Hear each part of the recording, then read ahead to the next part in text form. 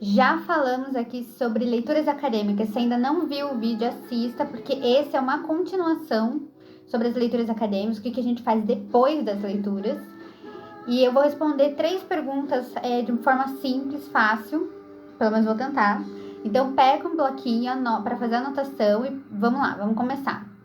Primeira coisa, o que é um fichamento? Que é o que a gente faz depois da leitura, tá? Então, o que ele é?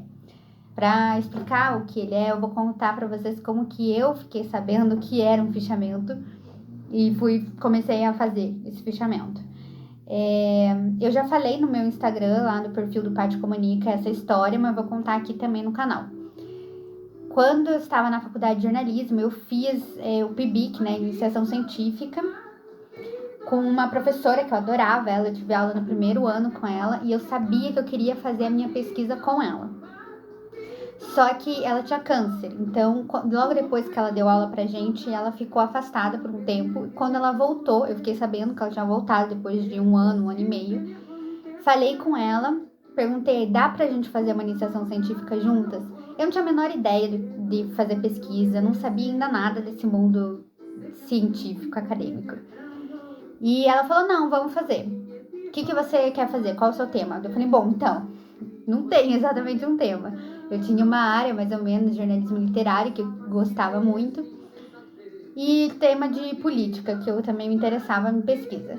E então, foi assim, ela em 3 dias, porque já estava para acabar o prazo de se inscrever na iniciação científica, em 3 dias a gente montou todo o pré-projeto, ela me ajudou, e foi uma loucura aquele período, eu achei que não ia dar certo, no fim super deu certo. E daí eu tive que começar a pesquisa. E comecei as leituras, né? Tudo que ela me passou para ler, eu fui lendo. Só que eu não tinha um contato muito próximo dela, porque como ela ainda estava lutando contra o câncer, muitas vezes ela não estava na faculdade, ela não tinha como estar o tempo inteiro falando comigo, a gente se comunicava muito distante o período que a gente se comunicava. Então eu ficava muito tempo sozinha, assim, fazendo o que eu podia fazer. E depois de um tempo ela dava uma olhada no meu progresso. Ou seja, eu tive que aprender a fazer um negócio sozinha, pesquisa. Tive que meio que indo por conta própria. E o fichamento foi exatamente assim. Eu estava no momento das leituras, anotando várias coisas dos livros e é meio lógico, né? Porque você faz todas as leituras. Digamos lá que você tenha lido 5 livros, tá? Nada demais, 5 livros. Você anotou partes desse livro, como eu já falei em leituras acadêmicas, como fazer isso. E onde é que você vai colocar isso? Se você não for um gênio, assim, que decora tudo que você vê e lê 100%, você vai ter que colocar em algum lugar essas anotações, essas citações, para depois, na hora de escrever, você ter isso em mãos. Então, é um documento que você vai fazer, né? Guardando tudo isso. Então, eu criei, né, no Word mesmo, já fui fazendo, acho que depois, conversando com outras pessoas, que eu soube que o nome disso era fichamento. E daí fui colocando nome, né, do autor, do livro, do autor e das citações, enfim. Então foi assim que eu descobri o que era o fichamento. Então ele é isso, tá, galera? É você colocar num documento todas as citações de livros que você precisa, que você acha que vai precisar lá na frente para escrever. E não só as citações, mas também algum comentário, alguma percepção sua, anotações que você vai fazendo ao longo da leitura. Então tá, é isso. Agora, como fazer esse fichamento? Bom, eu vou falar para vocês como que eu faço, mas eu acho que pode existir outras maneiras, ainda mais com tantos aplicativos que a gente tem e tecnologia aí, deve ter outras formas de fazer, mas eu gosto de fazer dessa forma e eu vou explicar por quê. Eu coloco sempre um documento, uma pasta no computador com documentos do Word. E daí nesses documentos do Word que vão os meus fichamentos, né? Pro mestrado agora, como eu trabalho com 3 intelectuais centrais e daí mais alguns autores que falam desses intelectuais, eu faço cada Word por intelectual, né? Pelo nome do autor.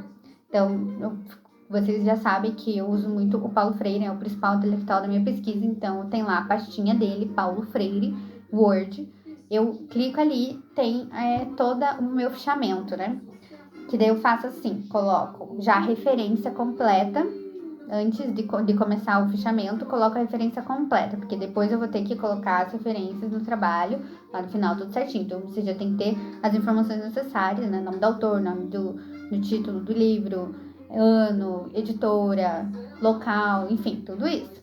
Já coloco ali. E daí embaixo eu coloco as citações que eu marquei no livro, que achei necessário, e anotações à parte minha que precisava, até porque algumas citações, se você deixar solta, depois de um tempo, você pode não lembrar do que exatamente ela quer estar se referindo, né? Então, às vezes é bom colocar uma anotação sua ali, algum pensamento seu em referente àquela situação, que daí quando você for ler, depois de um tempo, você vai entender do que tá falando aquela situação, né? Senão fica um negócio meio solto. Então, essa parte também é importante.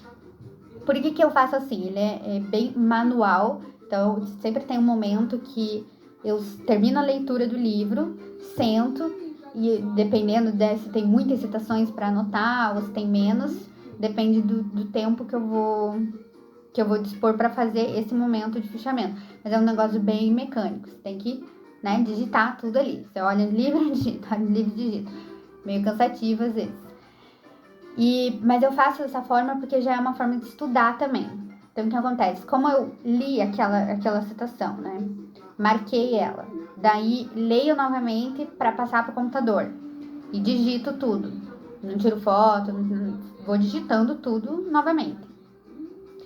Eu estou estudando, ao mesmo tempo que eu estou fazendo esse processo, eu estou estudando. Então, na hora de escrever, eu lembro exatamente do que eu fiz no fichamento, né? Porque é um trabalhinho ali você meio que decora, assim, né? Lê, depois escreve, lê de novo, você acaba decorando. Então, eu lembro muito bem, assim, eu sei que no documento tal de fichamento eu tenho sobre tal leitura que vai ter alguma citação sobre isso. Então, isso ajuda bastante. E daí o que acontece? Como agora eu tenho muitas leituras, eu faço também mais de um documento. Então eu tenho um documento por semestre. Tem leituras 1, leitura 2, leituras 3, porque já está no terceiro semestre da minha pós. Então, para poder ficar mais separado, e daí eu também consigo lembrar que, sobre tal tema eu fiz em tal semestre, então vai estar nessa pasta. Isso você vai fazendo, você vai lembrando dessas coisas, tá? Não é muito difícil. Agora, em que momento que você vai usar esse fichamento e como que você vai usar esse fichamento? Vai ser no momento de escrever, né? Então, você fez as leituras, você fez os fichamentos. Na hora que você está escrevendo essa pesquisa, você vai continuar fazendo leitura, continuar fazendo fichamento, mas vai ser menor a quantidade, ou é para ser menor, porque você tem que fazer antes de escrever, você já tem que ter um bom embasamento de leituras, de pesquisa, de análise, se for o caso da sua pesquisa, enfim. Você já tem que ter algum material, né? Não vai escrever do nada. Mas é óbvio que ao longo desse processo de escrita, você também vai se aprimorando, na sua escrita você vai percebendo que precisa de mais um livro, de mais uma leitura, de mais alguma coisa. Então ele também continua, só que em uma intensidade menor. E então você vai usar nesse momento, você vai abrir esses fichamentos novamente na hora que você for escrever. Que daí você tá lá. Eu já falei sobre isso, mas eu vou falar um pouco mais, porque ajuda a entender como é que funciona esse fichamento, né, na hora da escrita. Você já separou os seus capítulos, tá? Nesse momento que você vai escrever, você já tem seus capítulos. E você já tem uma ideia do que você vai escrever nesses capítulos. E como eu já falei em algum vídeo aqui, eu vou colocar aqui para vocês, você vai ter uma separação, ou precisa ter uma separação do que você quer falar naquele capítulo. Até para não ficar repetitivo ou não esquecer de coisas. Eu tenho uma pasta de organização da dissertação, que daí nessa pastinha no Word eu tenho o cronograma e embaixo eu tenho a divisão dos capítulos e explicações, né, do que eu quero falar naquele capítulo. Os autores que eu quero trazer, os temas que eu vou colocar, os conceitos que vão aparecer, as análises que vão ter ali, enfim, tudo ali. Porque daí eu vou para um capítulo novo, eu entro naquela pasta novamente e vejo que, então tá bom, então é isso que eu tenho que fazer. Então, são esses autores que eu tenho que trabalhar, focar nesse momento. E daí eu vou na pasta dos fichamentos desses autores e eu começo a escrever. Então, eu começo a escrever e daí na hora da escrita você já vai percebendo. Eu tô falando sobre a humanização em Paulo Freire, então deixa eu buscar aqui nas minhas leituras uma citação dele, né? O que ele tá falando ali, exatamente as palavras dele, para colocar, para complementar o que eu tô dizendo aqui sobre humanização na educação. E é assim que funciona. Daí é um copia e cola, né? Porque a citação já tá ali no Word e você vai passar pro outro Word, que é a tua escrita. Copia e cola, coloca. Nós vamos falar sobre citação direta, todas essas coisas aí, galera. Se acalmem. Hoje, por enquanto, só fichamento, tá? Então, revejam o de leitura acadêmica, que esse daqui do fichamento é um complemento. Os dois funcionam junto, beleza? É isso. Não esqueça de curtir o vídeo. Se ficou alguma dúvida, manda aqui pra mim, ou manda no Insta, no direct do Insta, também, do Parte Comunica, eu respondo. E manda pros coleguinhas, né? Quem tá aí nesse momento de fazer TCC, fazendo pesquisa, artigo, fazendo pós, manda que vai ajudar pra saber se organizar no fichamento, tá, galera?